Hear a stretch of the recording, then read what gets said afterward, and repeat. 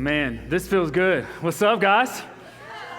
Hey, this is awesome. I'm so thankful for all you that can be here, and also for you that are still joining us online. And I'm so excited to get back together completely in the fall. It's kind of crazy looking at this room. It reminds you of whenever I first got here. At the end of our first semester and at the end of our first year, this would have been considered like one of our biggest gatherings. And so it's pretty cool just looking across the room what God has done in the last several years. It's not that long, 4 years that we've been here. But we're going to be finishing up our series that we've been in. If you haven't been joining us, we've been in a series titled Hypocrite, and we're going to be in Matthew chapter 23. And the reason why we're doing this series and the reason why Jesus is sharing this, and it's kind of these gut punches towards the Pharisees is not just to come at us. It's that way we can step into a more genuine, more authentic faith than what we have had. So we can really experience what God died to give us, the life that Jesus died to give you and rose from the grave to give you, that you could step into that and that we can step into that. And that's what he wants for them as well. But it requires some really tough truths for these guys. So as you turn to Matthew chapter 23, to kind of give us some traction for where we're going, whenever my wife and we purchased our first home.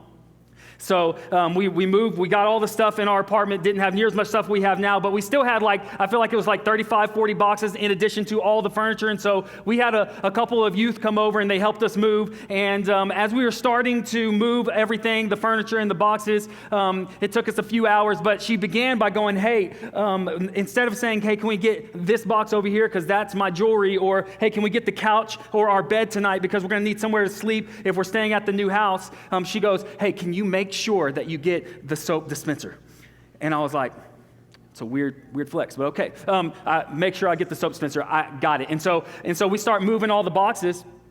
And about 30 minutes into moving, she comes by and she says this, and now all of us are kind of in the same room because it was pre-quarantine. And so we were moving and we're all in the same room. So she goes, hey, can you make sure you get the soap dispenser? And then the youth kind of looked at me like, it's weird, like why the soap? And I was like, yeah, baby, we're gonna get that. We're gonna get the soap dispenser. About an hour later, whenever we finally took a break, we took and we were eating. She walks in. She says, Travis, hey, did you get the soap dispenser? And so we all start laughing together at this point. And so I go and I grab the soap dispenser. I was like, I'm gonna get the soap dispenser. And so I walk slowly over and I carry it. And I pick it up like this, probably not best husband one-on-one advice, but I started rocking, and I was like, gonna make sure soap dispenser gets down. And I took it downstairs, and I put it in the vehicle, and I made sure, I actually took a picture so she knew I was taking good care of her soap dispenser. I wanted to make sure that she knew she got her soap dispenser.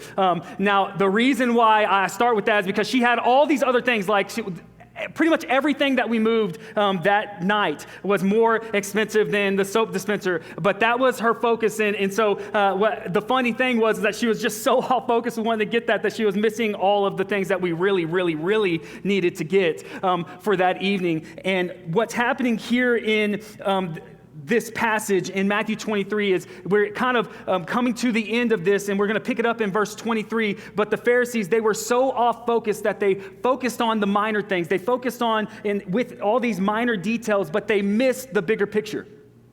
And so the first point this evening as we go into this passage is that as we talk about what does it mean to have hypocrisy, and specifically for the Pharisees, and not only for them, but for us, because we know that we've all done these things. Hypocrisy is whenever you major in the minors and you minor in the majors. Or you can say this, hypocrisy is simply when you neglect what matters most. And so let's read verse 23 and 24 together. It says this, with Jesus continuing to lay out several of these woes to the Pharisees. It says, woe to you, scribes and Pharisees, hypocrites, for you tithe mint and dill and cumin. And so they would tithe their spices. They went over and above in this matter. Imagine someone literally taking spices out of their cabinet and going, got to put that bad boy in the offering plate. It's like, man, that's extreme, to make sure that they did not rob God in the aspect of their wealth and their income. And so they tithe their spices. And it says, but you've neglected the weightier matters of the law, justice and mercy and faithfulness. These you ought to have done without neglecting the others. You blind guides, straining out a gnat and swallowing a camel. And so when Jesus says straining out a gnat and swallowing a camel, this is actually a play on words. And I have it in parentheses for you there. But the gnat is the word galma. Say galma. If you're at home, just say galma. Not gamma, but galma. And it says, and then camel is gamla. So say gamla. The reason why I wanted to point this out is only for my own enjoyment, because Jesus is actually making a pun, a purposeful pun right here. And just let it be known that when I tell dad jokes and I tell puns, I'm just trying to be like Jesus. That's the only thing I'm trying to do. So I'm trying to follow the original pun master, which is Jesus Christ himself, the OG. Okay, and so with that said, he said that you're straining out the gnat, you're straining out this bug, and this gnat, it was considered unclean. And then the camels were also considered unclean. And so he's going, you're so focused on this small, tiny piece of uncleanness that you're missing the camel. You could say that this straining out the gnat bugged Jesus, because it was a give me. I had to take it tonight. But he's saying you're so off focus with what you're doing. And for us today, what does that look like? What does it look like for us to minor in the majors and major in the minors? Well, for us, what we're going to say a strong Christian is, and I've heard this since I've been in ministry and even before, if you go to church, if you join a Bible study, and if you tithe, then you're a strong Christian. And if you read theology and if you study the Bible outside of even those gatherings, then you are an extremely strong Christian. You're like the super Christian. And what Jesus is going to say is all those things you should have done. He's going to say, these things you should have done. Man, like, I'm so thankful that we can gather and being separated for weeks. I hope that y'all have all seen the value of gathering together and worshiping Christ like this. I mean, there's a lot of power that happens when God's people gather. We need this, but this isn't all that there is. Going to church for 1 hour a week isn't what Jesus died for. And so we could tithe and give to the mission of God is why you give to the church, to spread the mission of God and his kingdom in this world. That's part of it, but is it connected to the mission, or is it just because, yeah, I think I'm supposed to? Or joining a Bible study and learning, we learn the language, we learn what to say, and it's really easy, and Jesus is going to say, you should do these things. But at some point for these Pharisees, and man, so many times in people's lives, I think this can happen. At some point, God becomes this academic study. He becomes an academic study more than he becomes a person to know and follow. So we go to a Bible study and we turn to Matthew 23 and someone's already heard that. We go, I already heard that before. Tell me something new. Tell me something I haven't heard. And this is what the Pharisees were known for. They wanted to find new information because they just wanted to expand their mind, but their heart stayed small. And that's the problem here. And this is what Jesus in several different ways is hammering on over and over and over again. And for us, I hope that we come out of the series going, God, I want to have an actual heart for you, not just head knowledge. I don't want to just have you be an academic study, but I want to know you. I want you to be the person that I follow with my heart and my life. I don't want to minor on the majors and major on the minors. And another thing that the Pharisees were known for that I would say is it's minor and missing the major, is that they were known for being very zealous for the law, so they were rigid rule followers. And so they were extremely serious about following the law, and if somebody was not following the law, they were quick to point it out. And so they were kind of these spiritual referees going around, and so it was like all judgment, no love. And this was kind of what they were known for. And we know that this is some people's stories that have happened in the church. And we've talked about this even in weeks prior whenever I showed that picture of the church with no doors, that there's no way in because the church wasn't being the light. And that was week one. We talked about how the church can turn into that if we aren't careful. And he's pressing on this again. But I was listening and reading about a girl, and she shared her experience in the church, and she said this, and I quote, it says, "My church told me that piercing my ears meant I was seeking the beauty of this world," which I find to be funny already.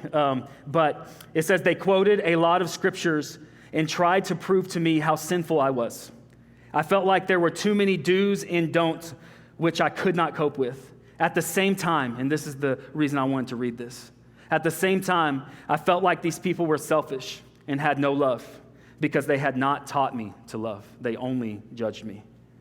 And how many people have had an experience like this when it comes to the church? Gandhi has a famous quote. He says this. He says, "I like your Christ, but I do not like your Christians. Your Christians are nothing like your Christ."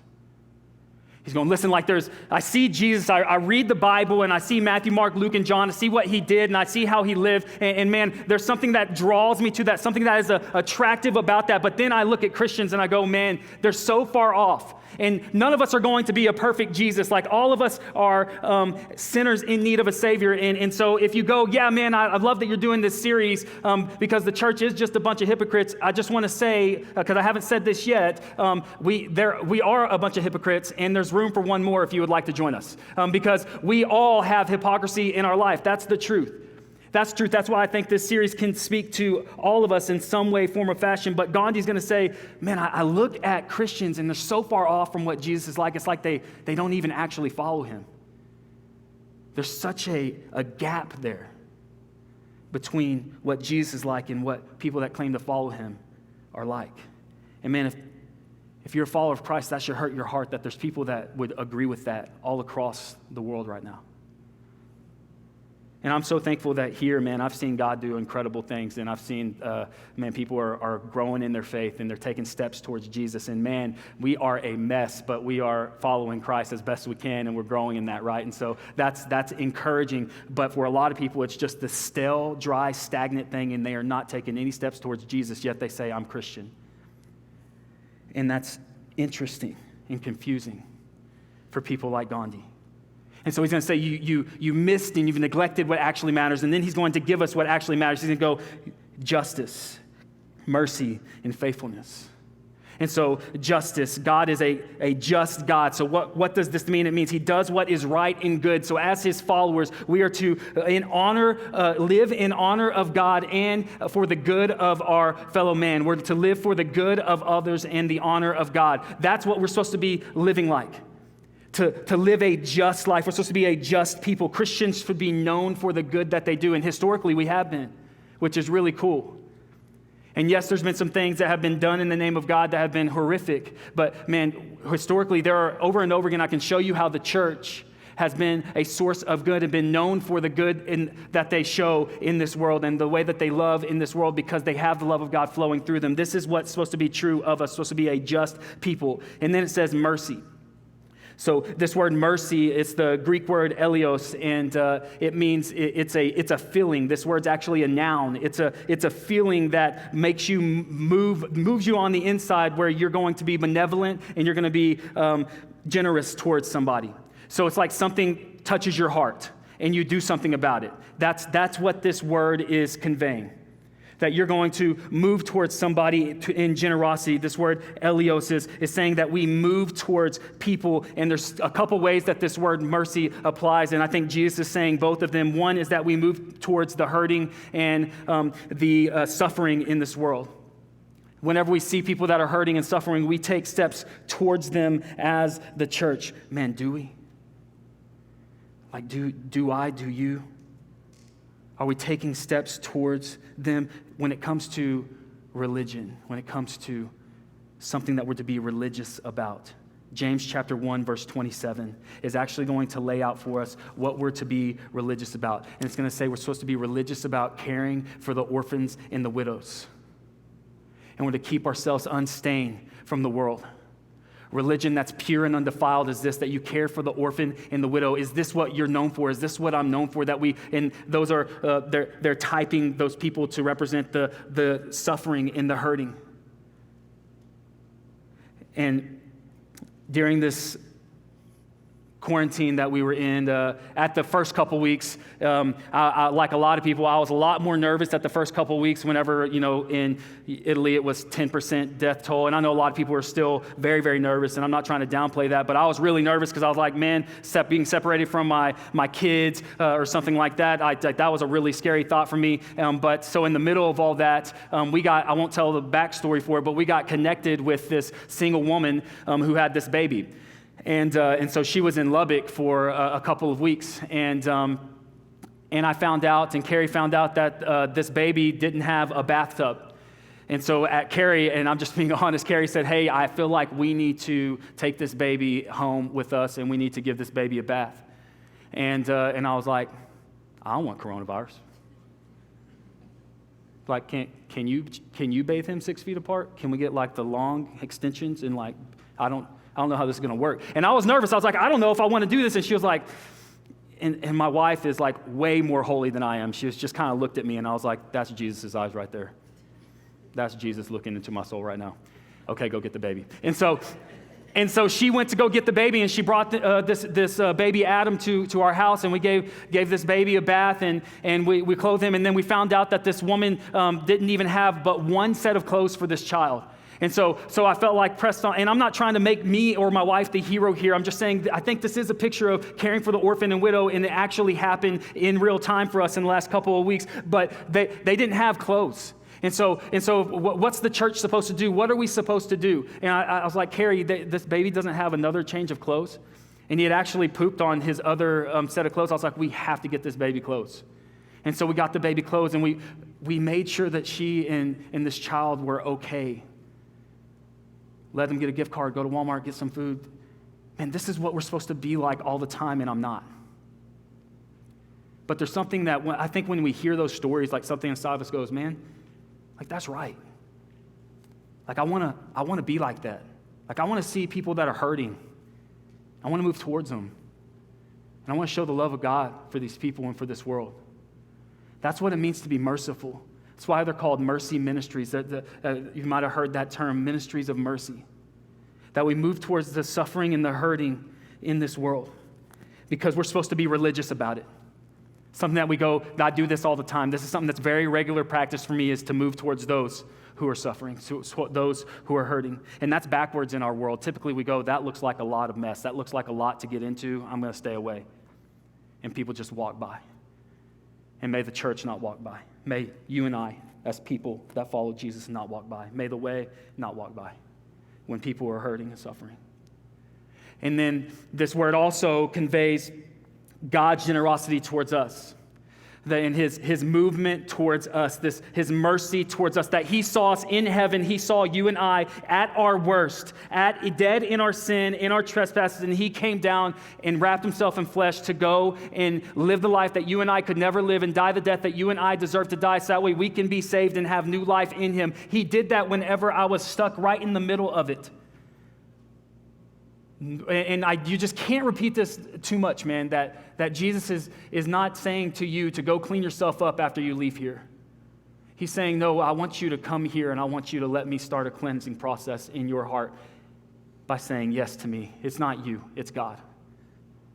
And Jesus, he comes and moves in mercy off his throne to come and to save us. In his mercy, he moves towards us when we're a mess, when we've made mistakes, when we're in our sin. And that's what we're to do towards this world. We're to move towards those who have made mistakes, those who have messed up. The church is supposed to be known for this. And I'm not saying that we don't hold each other to a standard, because I know someone's thinking, well, what about Matthew 18? You're supposed to call a brother and sister out whenever there's a problem. No. I'm not saying that we don't hold each other to a standard. We encourage one another to go after Christ. And then if there's unrepentant sin, that we don't address it. I'm not saying that, but I'm saying whenever someone's struggling, that we would move towards them, that we wouldn't kick them out. It's been said that sometimes the church is the only army where the soldiers shoot their wounded. And man, I don't want to be that. I want to move towards people in mercy because God moved towards me in mercy. And so when I became a youth pastor, there was this girl, I was like hired on. I was in college, my first youth minister position. And there was this girl that was pregnant in the youth group. And literally, I got hired. Like the next week, they sat me down. They were like, hey, we want to talk to you about a situation. And they said, I'm not sure that we should allow this girl to come here anymore, to come to our gatherings anymore. And they said, because we're just nervous. Specifically, they were talking about the youth gathering, although they did not say that they wanted to invite her into another gathering.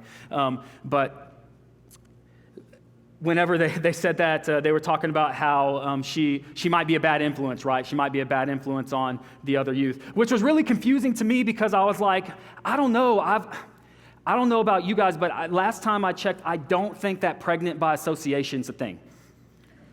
Like I've never been next to someone and been like, am I pregnant right now?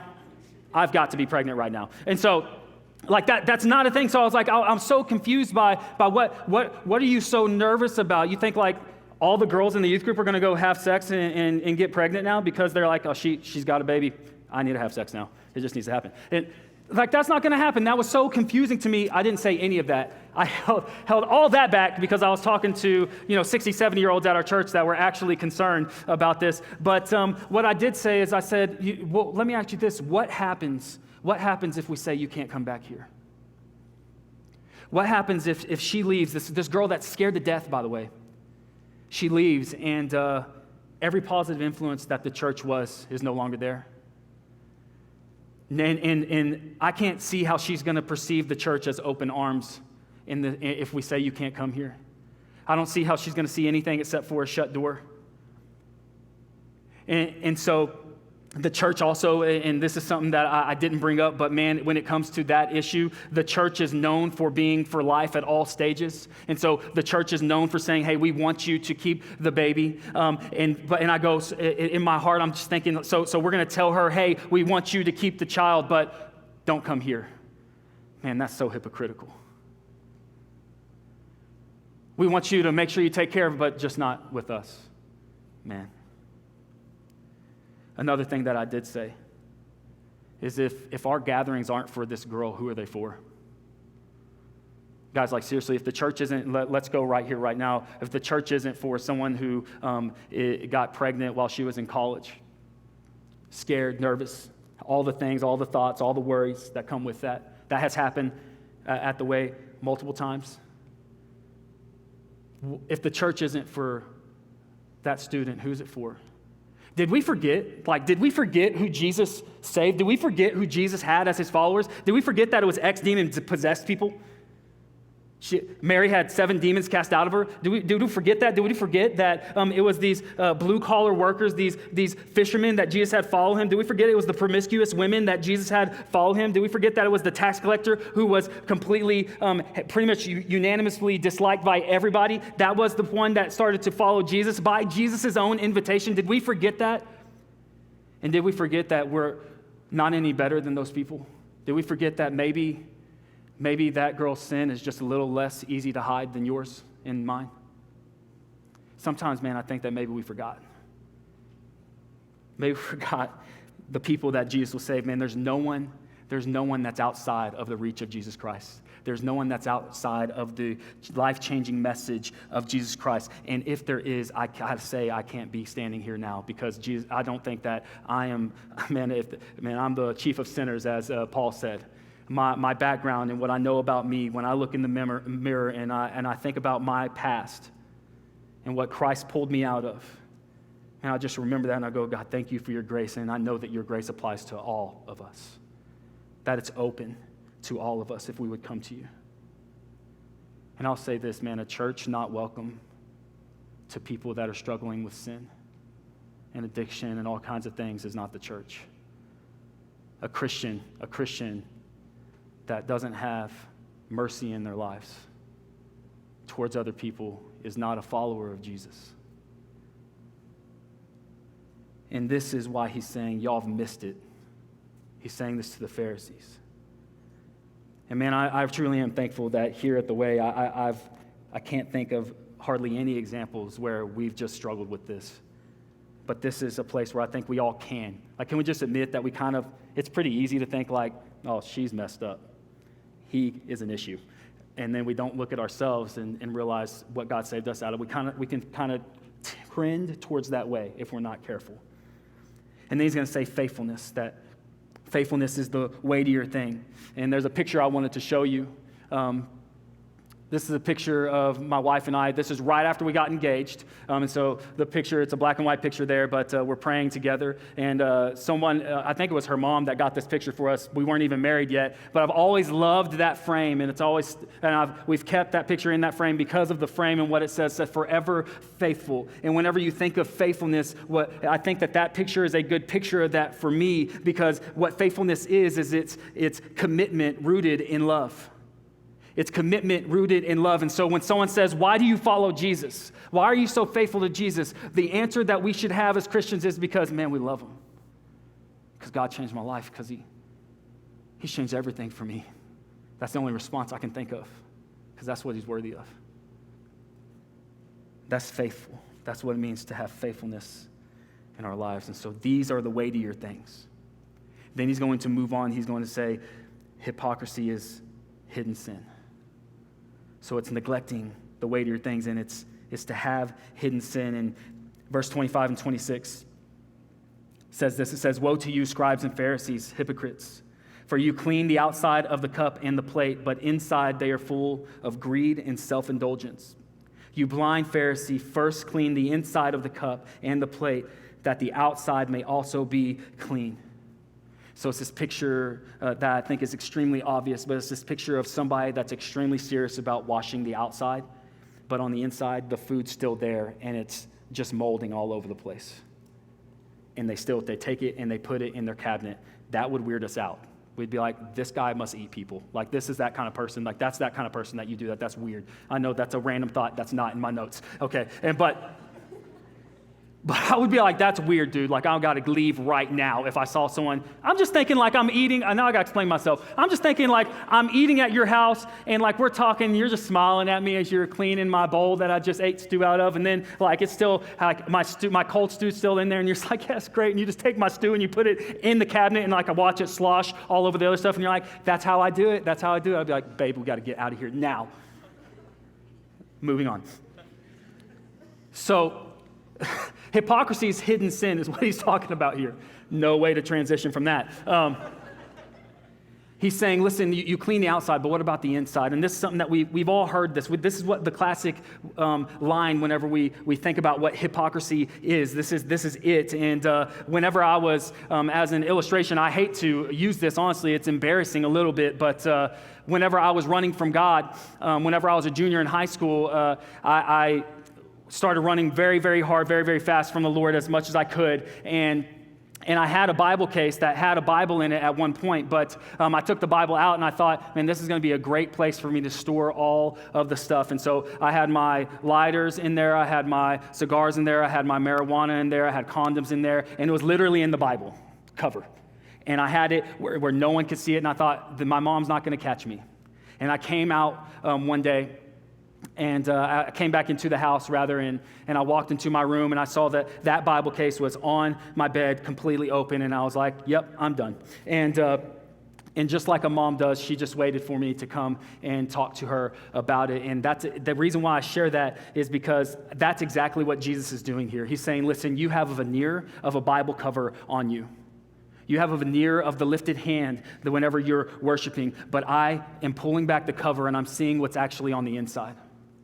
And some people go, I cannot believe you would put something like that in a Bible case. Jesus is going to say, you are the temple of God. I'm not after you having a Bible in a case. I'm after your heart. And you have those things in your heart. And I'm looking at you on the weekends. I'm looking at you on Thursday nights. And Jesus is saying, I see it all. And I want to show you what I'm seeing. The hidden sin that you wouldn't be very comfortable with a lot of church people around you knowing about. And for them, he's going to point out several things in this passage. He lists greed, self-indulgence, hypocrisy, and lawlessness in these verses that we're reading tonight. So for you, what is your go-to secret sin? What is your sin that you go to that you don't really want a lot of people to know about? That jealousy that eats at you, that you don't really have a lot of people that know about how jealous you are of others. Like you can't celebrate other people's victories. Like whenever somebody's saying, oh man, I got a 4.0 this semester, and man, I'm dating this dreamboat guy who just loves Jesus, and you're just listening, nodding your head. You're like, that's so sweet. And on the inside, you're like, I hate you, Deborah. I hate you. That's what you're thinking. And we have a hard time celebrating the successes of others. I don't know what it is for you, but what is it that you go to? I had the opportunity to preach at a youth camp this last summer, and there's this guy that was the life of the party, and man, he was like the jokester in the room, and everybody was just laughing along with him, and they even introduced me to him as the life of the party in their youth group, and so I sat in on their group time after we gathered and had our worship gathering, just like we're doing tonight, and so they were having group time, and about 10 minutes in, I saw this kid's demeanor completely changed as everyone was going around the room and sharing and opening up about what God was actually doing in their life. And he finally came to him, and he was really quiet. And he said, man, I know that it seemed like life is always good. I mean, I literally wrote down word for word what he was saying because I could tell that he was about to say something heavy. And he said, I know I always seem that life is good and I'm always trying to make you guys laugh, but man, and he shared for about 5 minutes several things in his life, but he shared that, he had been smoking weed, he had been having sex, and he had been going out on the weekends, and none of his church friends who he was really close with knew any of it. And then he said this line. He said, I feel I just can't come clean. I feel I can't just come clean, so I stay the funny guy. So I feel like I can't just come clean, so I'm just going to stay this jokester. And how would you feel that blank? I feel like I just can't come clean, so I just act like I have it all together when I come to worship on Sunday nights, when I go to Bible study. I feel like I just can't come clean, so I just stay silent whenever it comes to me because I just can't get to where I'll share and be honest and open about what's going on in my heart. I feel like I just can't come clean, so I'm going to stay in hiding. I'm going to stay behind the mask. I feel like I just can't come clean. How would you feel that blank? He's saying, come out of hiding. Listen, you come clean to get clean. That's what we've got to do. You've got to come clean before God, and then you want to invite others in to help you in the fight to get some of those things out of your life that's keeping you from Jesus. Why? Not because again, it's just a rigid rule follow. No, because you love God. Because you want to know him more, because you want to live the life that he died to give you. So you come clean to get clean. I have a youth pastor friend of mine. I was eating with him. And in the middle of the day, it was like 1 p.m., and he started crying with me and another youth pastor. He just started crying out of nowhere, and I was like, what's going on, man? Through sobs, he said, man, I'm over here teaching youth about God, and I'm addicted to pornography. And he came clean, and that was the beginning of him getting clean. It was a massive step towards his freedom. So again, what's our go-to hidden sin? Lust, anger, materialism, greed, laziness, gluttony, jealousy. What is it? I think we all have something that if we're not careful, we'll go to and we'll just hide it. And as we go into verse 27 and 28, I want to show you this clip. It's a song called Healer. It was an extremely popular song a few years back. And the reason why it caught popularity so quickly and Hillsong started to take that song is the guy who sings the song and who wrote the song, he had cancer. And so I want you to watch this clip of him leading this song.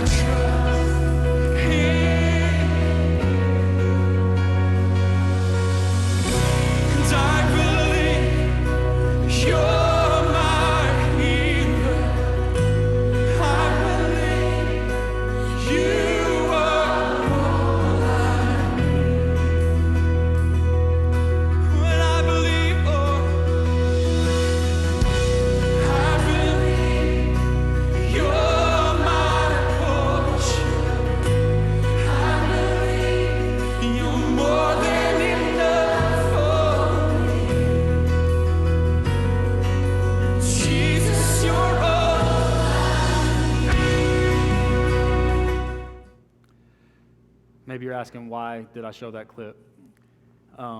Here's the thing about that song. It seems like such a pure moment of worship. And actually, I love that song, to be honest with you. Like, that song stirs my heart. That song has been in my mind since I've looked at that clip actually this week. But here's the truth about that song. That guy lied about it all. That guy never had cancer. So when you look at the oxygen that's in his nose, that he's at, that's all a fake. It's all a sham. He was found out.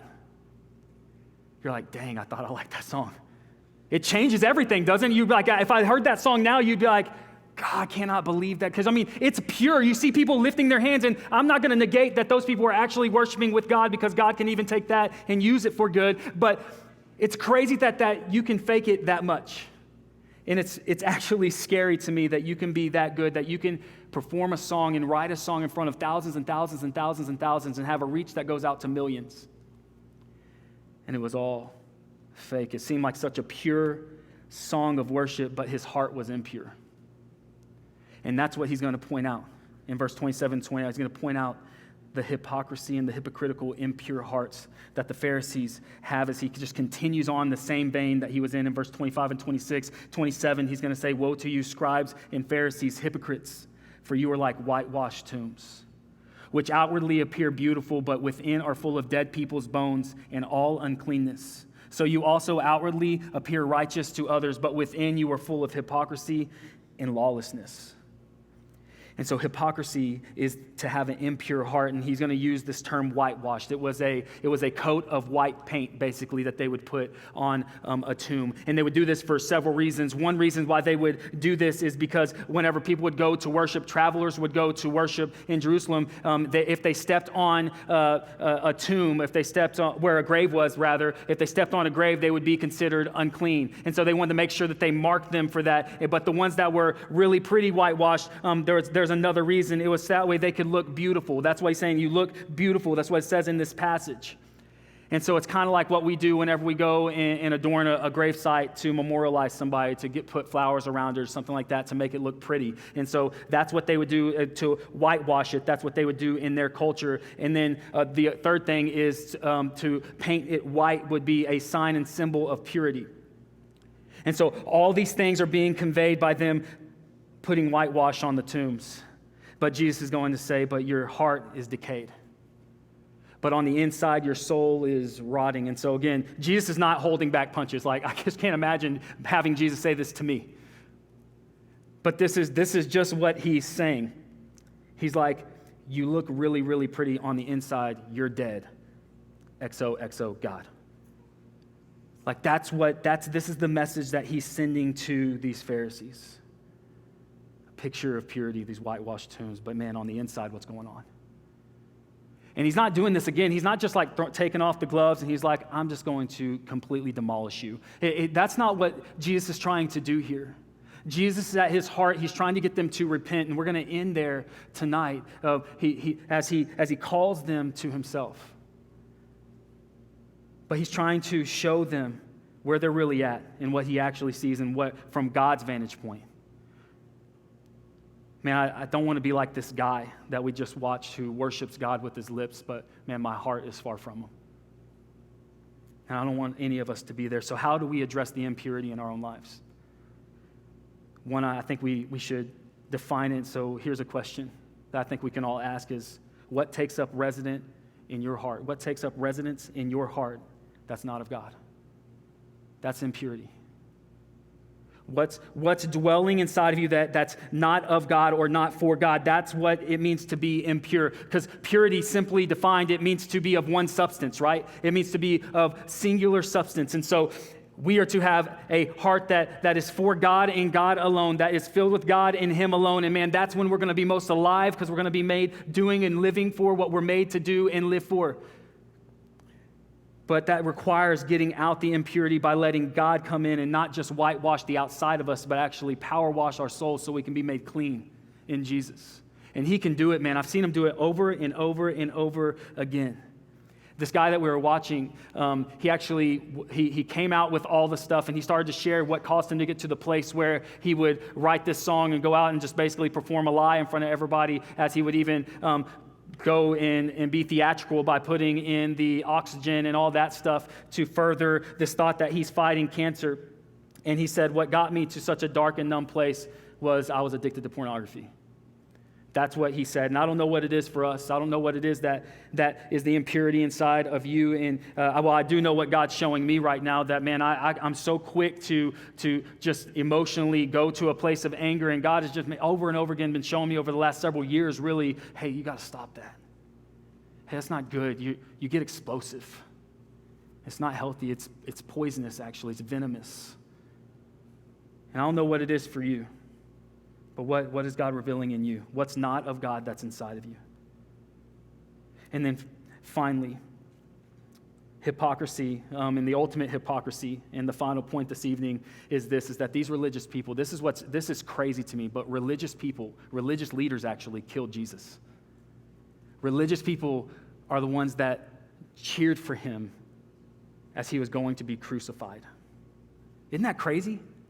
Like, that blows my mind. And we're going to see, and Jesus is going to basically say, hey, y'all have killed God's messengers, and the ultimate messenger, which is me. He's alluding to the fact that they're about to have him crucified. Now, God chose to do it. No one made Jesus be crucified, and we see that in how he responds to them. But he chose the cross for us. But it was them that arrested him and had him brought to be crucified. But let's read this passage together.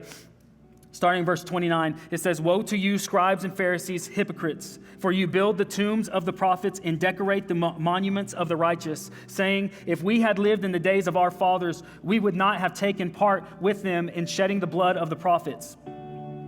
Thus you witness against yourselves that you are sons of those who murdered the prophets." He's saying the messengers of God that you claim to be a part of, you actually are the part of the ones that had them killed. He says, "Fill up then the measure of your fathers," alluding to the fact that they're about to crucify him. "You serpents, you brood of vipers, how are you to escape being sentenced from hell?" And that verse is sobering. God's like, what happens? What happens if we fake everybody else out and God still sees? And we're separated from him for all eternity, living a fake front in front of others. And Jesus doesn't want that for us. He says, "Therefore I send you prophets and wise men and scribes, some of whom you will kill and crucify, and you will flog in your synagogues and persecute from town to town, so that on you may come all the righteous blood shed on earth, from the blood of righteous Abel to the blood of Zechariah the son of Berechiah, whom you murdered between the sanctuary and the altar. Truly I say to you, all these things will come upon this generation." So Jesus, he's exposing them completely, and he's saying, guys, like you claim to follow me, like they're violently going to reject. Violently meaning going to take Jesus to the cross, violently rejecting the God who they claim to worship.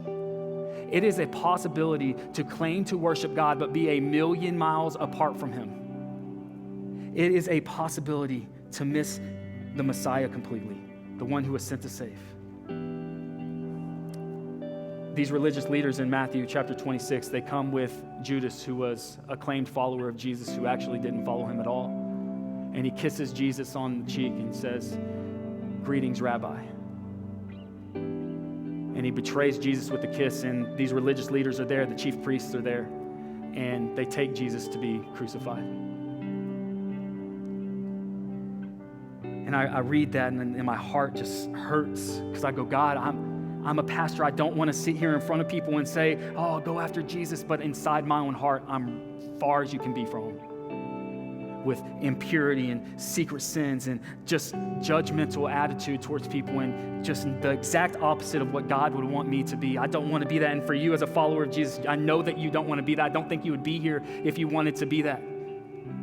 But man, let's pray that God will show us anything that's inside of us that is impure, so we can come and we can become more of what he wants us to be. Because what's even crazier than the fact that these religious people killed Jesus is that Jesus still loved these guys. Look at verse 37. It says, "O Jerusalem, Jerusalem, the city that kills the prophets and stones those who are sent to it, how often I would have gathered your children together as a hen gathers her brood under her wings, and you are not willing." He's saying, like, I feel almost motherly towards you. Like, I want to gather you in my arms like a mother would her chicks. A mother hen would her chicks. They're in an agricultural society, so they see this all around them. That might have been what was right beside Jesus at the point. He might have been like, I'm like that. I want to gather you in my arms. I want you to be my children. but you're not willing. And so it's just crazy to me that the ones that are going to crucify Jesus, he still loves them. He knew everything about them. I mean, to have all this laid out over and over and over again, woe to you, woe to you, woe to you, woe to you, over and over again. Hypocrite, hypocrite, hypocrite. You're thinking, man, Jesus doesn't want anything to do with these guys. He's going, actually, quite the contrary. I want you to come to me. I want you to realize that there's a better way to live your life. I want you to experience the love of God in your life. This is what he desires. Man, and ultimately it wasn't just the religious leaders, because we know that Jesus died for my sin and your sin, to save you and to save me. And no matter how far off base you have been, no matter how far off base you are, no matter how many impurities and secret sins you have and past mistakes you have in your life, there's nothing that is keeping Jesus from saying, come to me. Come and experience healing. Come and experience the love that you're meant for. Come and experience what it is to live an authentic, genuine life, following after God. Jesus, he exposes us because he loves us. He exposes these guys because he loves them. Like a doctor that uncovers a wound and might even make an incision so that way he can ultimately heal it. But the question is, will we come to him? Because it's very sad how this passage ends. It says they were not willing. Am I? Are you? Jesus will heal, where you no longer have to wear a Band-Aid over it, hoping that it heals it, but he'll actually heal it. You don't have to wear a Band-Aid over the hidden sin and the impure heart. He'll heal you. Jesus heals. That's what he does. He is the healer. What he was singing was right. Do you want to be healed? And if you don't know Christ, you can. It's real. Jesus does save people, and you can just surrender your life to Jesus right now as you're sitting and as you're listening online. You can surrender your life to Christ by just saying, okay, Jesus, I'm here. I come clean to get clean. Clean me. Clean me. I'm here. I'm surrendering now to whatever this mess of life that I have. Would you take it? The sin that I have, will you take it? This bitterness and this judgmental heart that I have, will you take it? God, I surrender all of me to all that you are. And he died to save you and rose from the grave 3 days later. And you can say, Jesus, save me. If you prayed that prayer in your heart and you mean it, he will save you right now. And maybe for some of us, we're just going, man, I'm a Christian. I know I follow Jesus, but there's places that I know I need a release to God. So I want to invite us all to pray this prayer. It's an old Anglican prayer, very short prayer, but would you just pray this in your heart as we go into a time of worship? Jesus, what I know not, teach me. What I am not, make me. And what I have not, give me. Thank you that you repair us, Christ, and that you love us. We're not outside your reach. Thank you.